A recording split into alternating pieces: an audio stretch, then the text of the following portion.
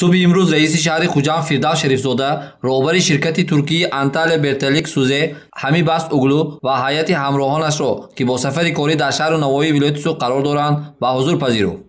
فردوس شریفزاده نخست مهمانان را به شهر باستانی خوجند خیر مقدم گفته از جمله افزود که این همه نتیجه سیاست عاقلانه و دوربینانه اساسگرای صلح و وحدت ملی پیشروی ملت پرزیدنت جمهوری تاجیکستان محترم امامالی رحمان و پرزیدنت جمهوری ترکیه محترم رجب طیب اردوغان میباشد که در رشد و توسعه همکاری‌های گوناگون پهلوی تاجیکستان و ترکیه در ساحه‌های مختلف مورد احترام طرفین سهمگزار هستند. سفری چند قبلی هیئت ولایت سوق با رهبری رئیس ولایت سوق رجب احمدزاده و یک قطار شهرهای کشور ترکیه و این همکاری‌ها صحیفه تازه ضم نمود. اظهار امیدواری کرده شد که تقویت همکاری‌ها در سمت‌های گوناگون با منفعت طرف‌ها می‌شود.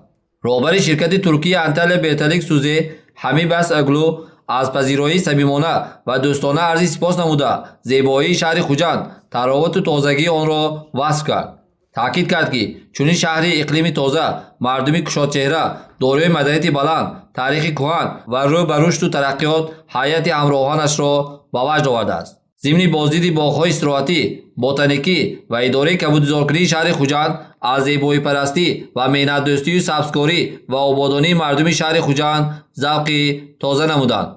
قابل ذکر است که اکثر گل و درختانی در خوجند پرورش یافته ایستاده در انطالیا نیز معمول است، یعنی اقلیمی سازگار و همنفس به مشاهده می‌رسد. تاکید شد که در شهر انطالیا تعداد زیادی گرمخانه‌های اینواسیونی موجود بوده سهم آنها در استحصال محصولات کشاورزی نظررس است.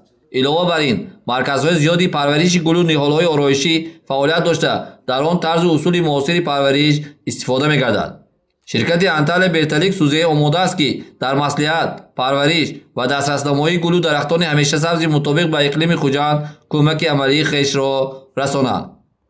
در جریان ملاقات جانب‌ها بهر عملی‌سازی لایحه‌های مشترک همکاری‌ها را در سمت سبزکاری، آبادانی، پرورش نهال و گلبوته‌ها به موافقه رسیدند.